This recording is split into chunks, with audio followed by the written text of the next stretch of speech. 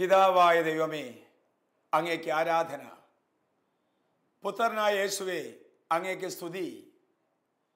പരിശുദ്ധാത്മാവായ ദൈവമേ, അങ്ങേക്ക് മഹത്വം.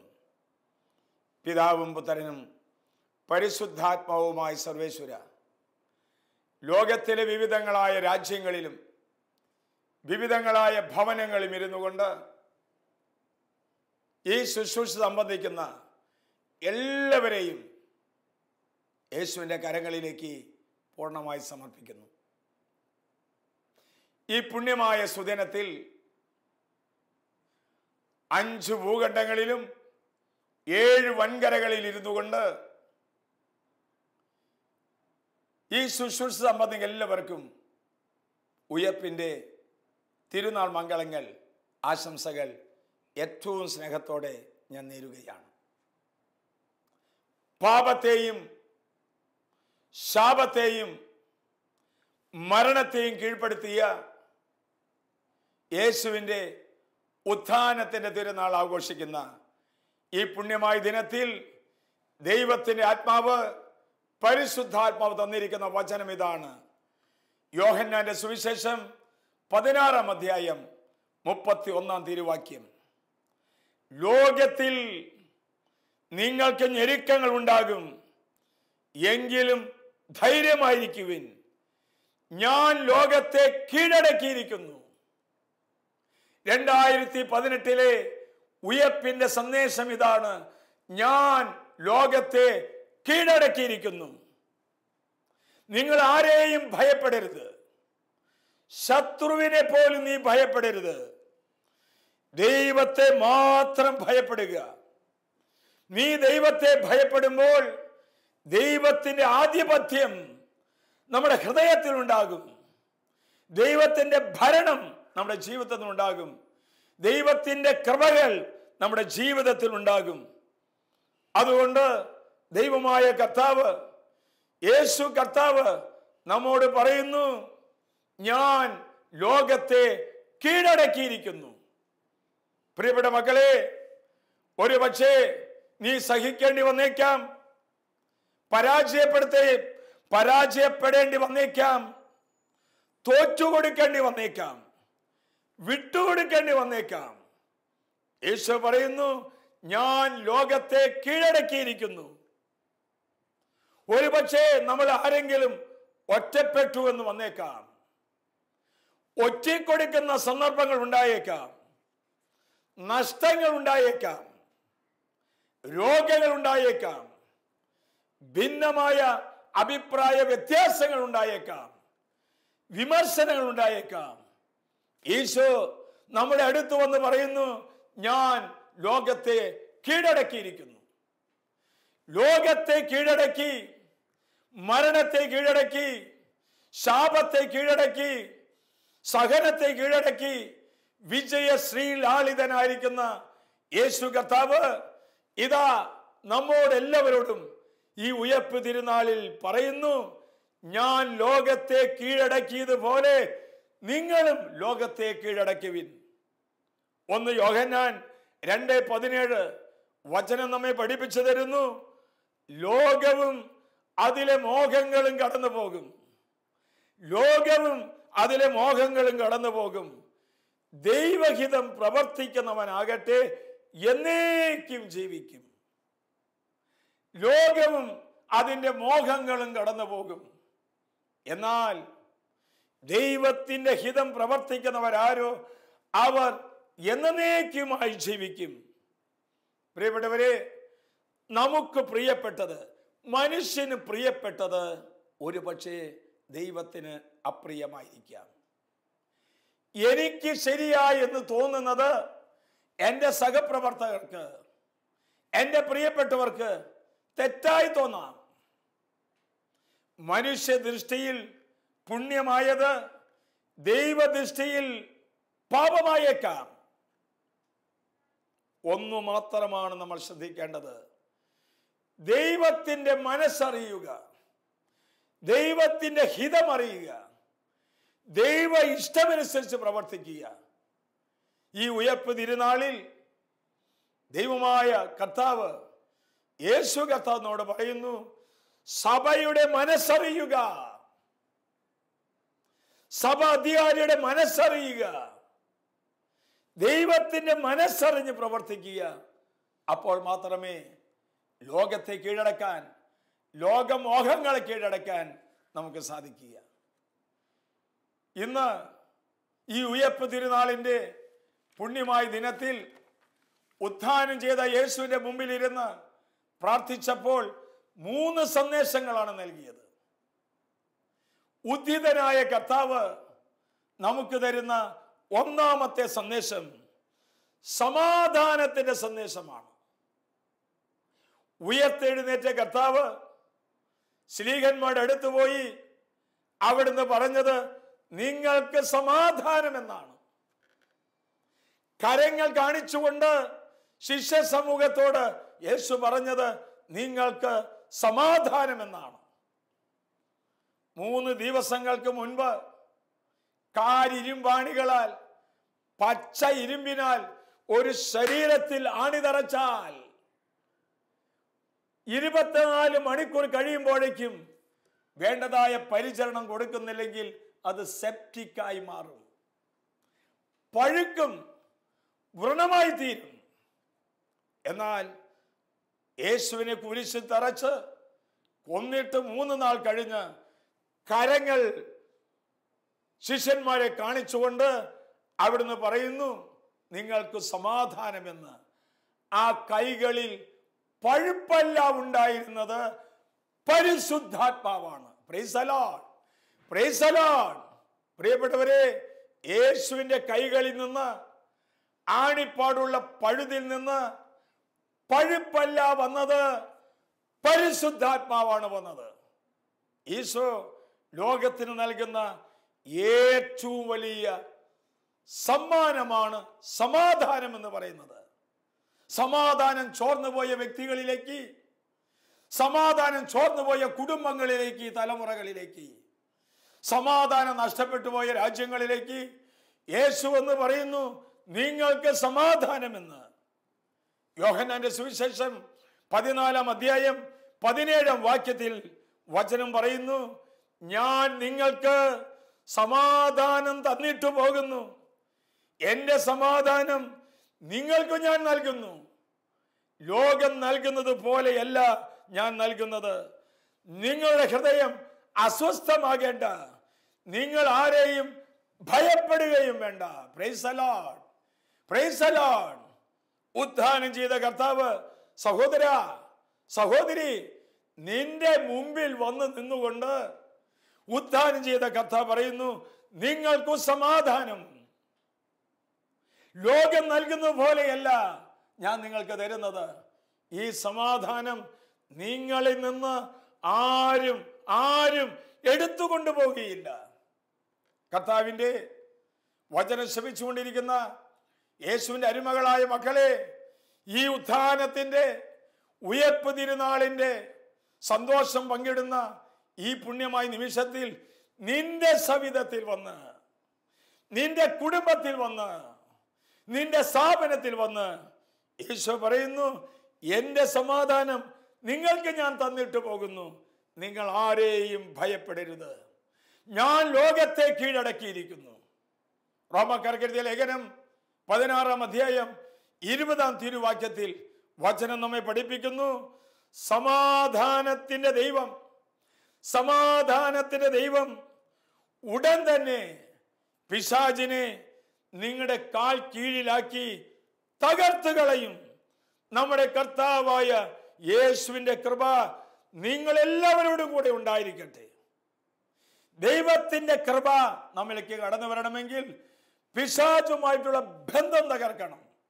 വചനം പഠിപ്പിക്കുന്നു ഉടനെ തന്നെ ഉദ്ധാനം ചെയ്ത കർത്താവ് നമ്മുടെ പക്കലേക്ക് വന്ന് പിശാചിനെ ചവിട്ടിയരയ്ക്കും, തകർത്ത് കളയും. കാരണം ദൈവത്തിന്റെ കൃപ മഴ പോലെ ഒഴുകുന്ന പുണ്യമായ ദിനമാണ് ഈ ഉയർപ്പ് തിരുനാൾ ആഘോഷിക്കുന്ന ഈ ദിവസം. രണ്ടാമത്തെ സന്ദേശം ഉത്ഥാനം ചെയ്ത കർത്താവ് നമുക്ക് തരുന്നത് ധൈര്യമായിരിക്കുക, ധൈര്യമായിരിക്കുക. യഹൂദന്മാരെ ഭയന്ന് കതകടച്ച് അമ്മയും ശിഷ്യന്മാരും പ്രാർത്ഥിച്ചിരുന്ന മുറിയിലേക്ക് പരിശുദ്ധാത്മാവ് അത്തിയായി കടന്നു വരികയാണ്. അവരെ ധൈര്യപ്പെടുത്തുകയാണ്. ഭീരുക്കളെ ധീരവന്മാരാക്കി മാറ്റുകയാണ്.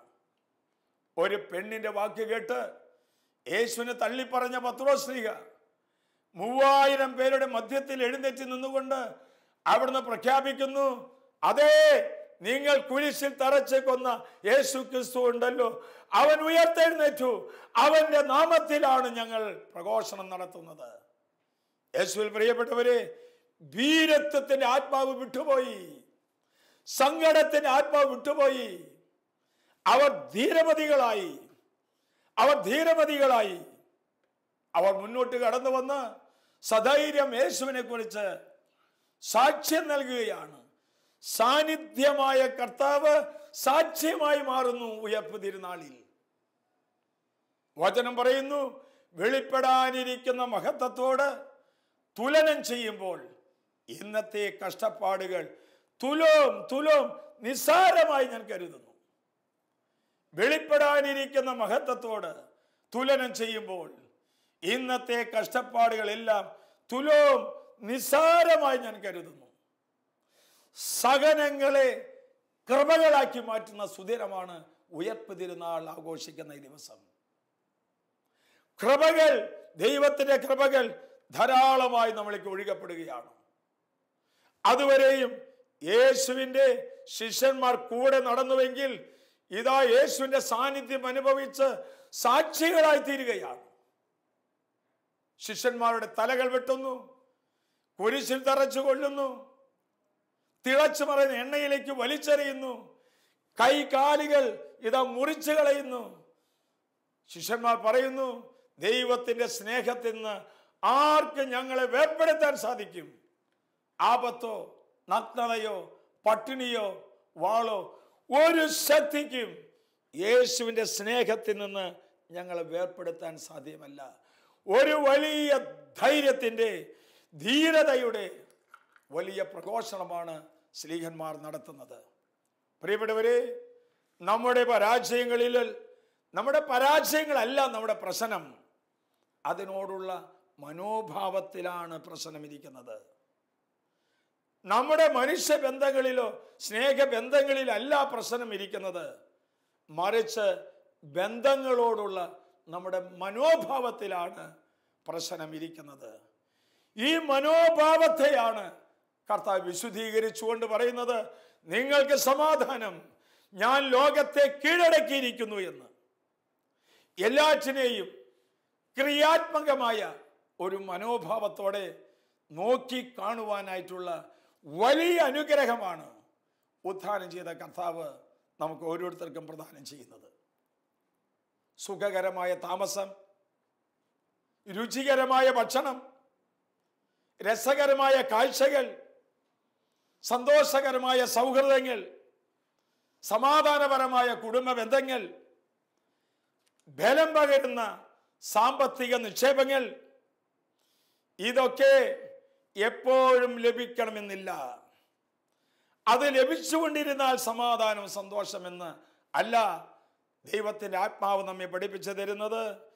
ഇവയെല്ലാം പിൻവലിക്കപ്പെടുമ്പോഴും, ഇവയെല്ലാം ഇനി എടുക്കപ്പെടുമ്പോഴും നല്ലവനായി, ശാന്തനായി, പ്രശാന്തമായി അതിനെ സ്വീകരിക്കാനുള്ള ശക്തിയാണ് ഉത്ഥാനം ചെയ്ത കർത്താവ് നമുക്ക് നൽകുന്നത്. അവിടുന്ന് പറയുന്നു, ഞാൻ ലോകത്തെ കീഴടക്കിയിരിക്കുന്നു. ഞെരുക്കങ്ങൾ ഉണ്ടായേക്കാം, പ്രതിസന്ധികൾ ഉണ്ടായേക്കാം, പ്രശ്നങ്ങൾ ഉണ്ടായേക്കാം. ദൈവമായ കർത്താവ് പറയുന്നു, ഞാൻ അവയെല്ലാം കീഴടക്കിയിരിക്കുന്നു.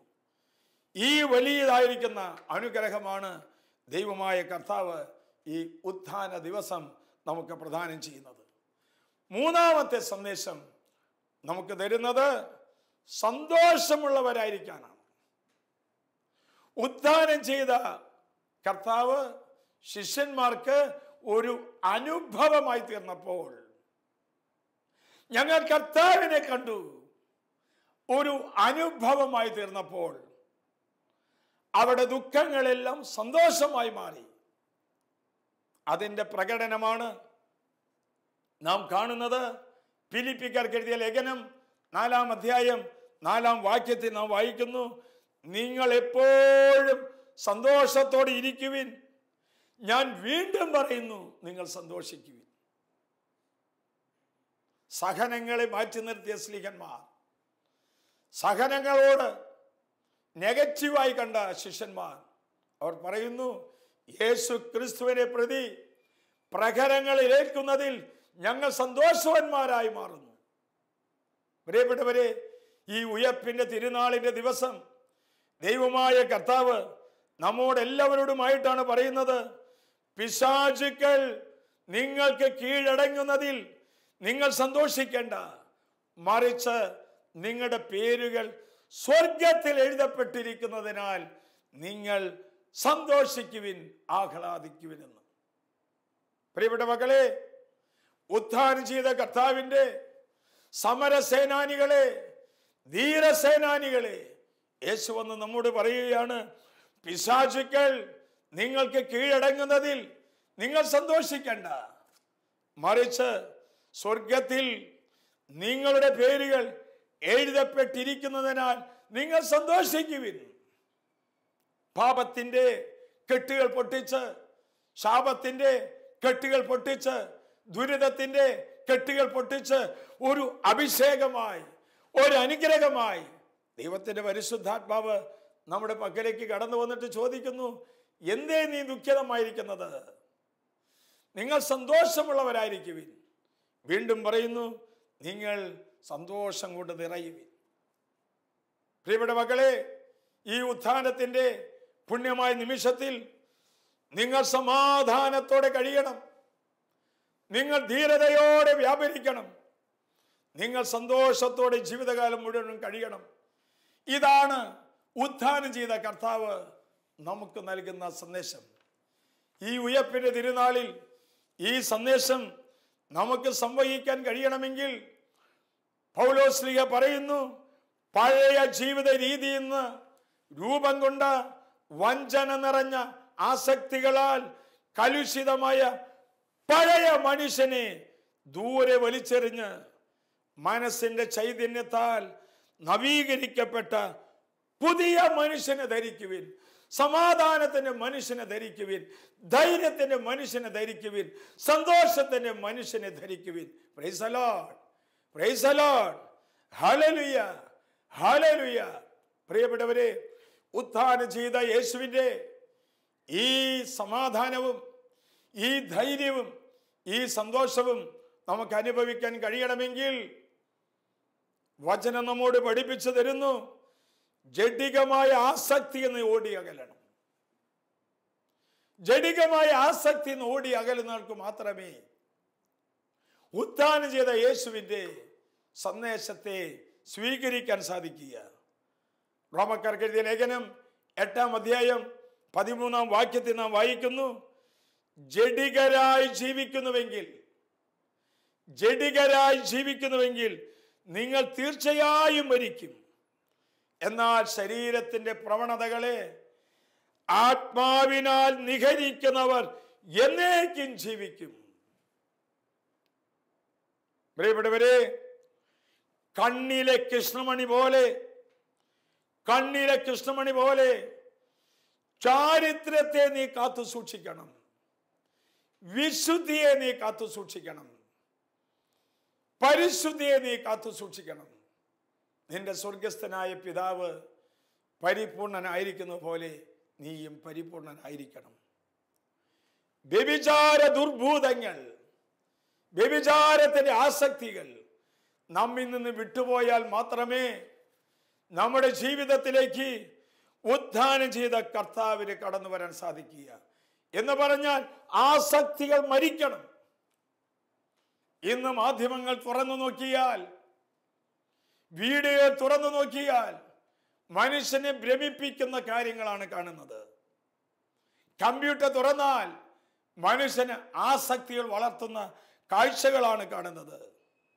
നീ ആഗ്രഹിക്കുന്നത് നിനക്ക് ചെയ്യാൻ സാധിക്കുന്നില്ല എങ്കിൽ ഉത്ഥാനം ചെയ്ത കർത്താവ് നിന്റെ ജീവിതത്തിൽ വന്നിട്ടില്ല എന്ന് ഒന്ന് മനസ്സിലാക്കുക. ആത്മാവിന് ഉപകരിക്കാത്ത പ്രവൃത്തികളിലാണ് നീ വ്യാപരിക്കുന്നതെങ്കിൽ ഉത്ഥാനം ചെയ്ത കർത്താവിൻ്റെ ഞാൻ ലോകത്തെ കീഴടക്കിയിരിക്കുന്നു എന്ന ഈ സന്ദേശം ഇനിയും ഉൾക്കൊള്ളുവാൻ നമുക്ക് സാധിക്കുകയില്ല. നീ ഓടി അകലണം ജഡികമായ ആസക്തിയിൽ നിന്ന്. രണ്ടാമതായി ദൈവത്തിന്റെ ആത്മാവ് വെളിപ്പെടുത്തി തരുന്നു, യുവസഹജമായ മോഹങ്ങളിൽ നിന്ന് ഓടി അകലണം. എന്നാൽ മാത്രമേ ഉത്ഥാനത്തിന്റെ സന്തോഷം നമ്മുടെ ജീവിതത്തിൽ കടന്നു വരികയുള്ളൂ. 1 തിമോത്തി 2-ാം അധ്യായം 22-ാം തിരുവാക്യത്തെ നാം വായിക്കുന്നു, യുവസഹജമായ മോഹങ്ങളിൽ നിന്ന് ഓടി അകലുക, പരിശുദ്ധമായ ഹൃദയത്തോടെ കർത്താവിനെ വിളിക്കുന്നവരോട് ചേരുക, നീതി പ്രവർത്തിക്കുക, വിശ്വാസത്തിൽ ജീവിക്കുക, സ്നേഹം വളർത്തുക, സമാധാനം എന്നിവയിൽ ലക്ഷ്യം വെച്ച് മുന്നോട്ട് നീങ്ങാൻ. പ്രിയപ്പെട്ടവരെ, യുവസഹജമായ മോഹങ്ങളിൽ നിന്ന് ഓടി അകന്നാൽ മാത്രമേ യുവസഹജമായ മോഹങ്ങളിൽ നിന്ന് ഓടി അകന്നാൽ മാത്രമേ ഉത്ഥാനം ചെയ്ത കർത്താവിൻ്റെ സന്ദേശങ്ങൾ നമ്മുടെ ജീവിതത്തിൽ ഉൾക്കൊള്ളുവാൻ സാധിക്കുക. വചനം പഠിപ്പിച്ചു തരുന്നു, യുവസഹജമായ മോഹങ്ങൾ എന്താണ്? നമ്മൾ കാണാറുണ്ടല്ലോ, അമിതമായ ആഹാരം, അമിതമായ ഉറക്കം, അമിതമായ കൂട്ടുകെട്ട്, അമിതമായ കാഴ്ചകൾ, ശ്രദ്ധയില്ലാത്ത ജീവിതം, അശ്രദ്ധമായ കുർബാനയിൽ സംബന്ധിക്കൽ, അശ്രദ്ധമായി വചനം ശ്രവിക്കൽ, അശ്രദ്ധമായിരിക്കുന്ന പ്രാർത്ഥനാ ജീവിതം, ഇതൊക്കെ യുവസഹജമായ മോഹങ്ങളാണ്. ഈ യുവസഹജമായ മോഹങ്ങളിൽ നിന്ന് ആരൊക്കെ ഓടി അകലുന്നുണ്ടോ അവർക്ക് മാത്രമേ ഉത്ഥാനത്തിന്റെ സന്ദേശം ഹൃദയത്തിൽ സംവഹിക്കാൻ സാധിക്കുക. മൂന്നാമതായി നീ ഓടി അകലേണ്ടത് ധനമോഹത്തിൽ നിന്നാണ്, പണക്കൊതിയിൽ നിന്നാണ്. 1 തിമോത്തി 6-ാം അധ്യായം 10-ാം വാക്യത്തിൽ നാം വായിക്കുന്നു, ധനമോഹമാണ് എല്ലാ തിന്മകളുടെയും അടിസ്ഥാനം. ഈ ധനമോഹമാണ് പ്രലോഭനങ്ങളിലേക്കും നാശത്തിലേക്കും തള്ളിവിടുന്നത്. ധനമോഹമാണ് എല്ലാ തിന്മകളുടെയും ആരംഭം. അവയാണ് പ്രലോഭനങ്ങളിലേക്കും മോഹങ്ങളിലേക്കും തള്ളിവിടുന്നത്. നീ അതിൽ നിന്ന് ഓടി അകലണം. എങ്കിൽ മാത്രമേ ഉത്ഥാനം ചെയ്ത യേശുവിൻ്റെ തിരു സന്ദേശം നമ്മുടെ ഹൃദയത്തിലേക്ക് ഉൾക്കൊള്ളാൻ സാധിക്കുക. ഒന്നുകൂടി, വിഗ്രഹാരാധനയിൽ നിന്ന് ഓടി അകലണം. സത്യദൈവമായ കർത്താവിനെ ആരാധിക്കാതെ അന്യ ദൈവത്തിന്റെ പക്കലേക്ക് പോയിട്ടുള്ളവർക്ക് ഉത്ഥാനം വെറും പൊള്ളയായിരിക്കുന്ന ഒരു അനുസ്മരണ ദിനം മാത്രമായിരിക്കും. സത്യദൈവത്തെ വിട്ടുകൊണ്ട് അന്യദൈവത്തിന്റെ പക്കലേക്ക് പോയിട്ടുള്ളവരോട് ദൈവമായ കർത്താവ് പറയുന്നു, തിരിച്ചു വരിക, അനുതപിക്കുക, മാനസാന്തരപ്പെടുക, ഞാൻ ലോകത്തെ കീഴടക്കിയിരിക്കുന്നു. പ്രിയപ്പെട്ട മക്കളെ, കർത്താവിൻ്റെ ഈ വലിയ സന്ദേശം ഈ പുണ്യമായ ദിനത്തിൽ ലോകത്തിൻ്റെ വിവിധങ്ങളായ രാജ്യങ്ങളിൽ ഇരുന്ന് ശ്രവിച്ചുകൊണ്ടിരിക്കുന്ന എല്ലാ മക്കളോടുമായിട്ട് പറയുന്നു, ദൈവത്തിൽ ആശ്രയം വെച്ച് മുന്നോട്ട് നീങ്ങുക.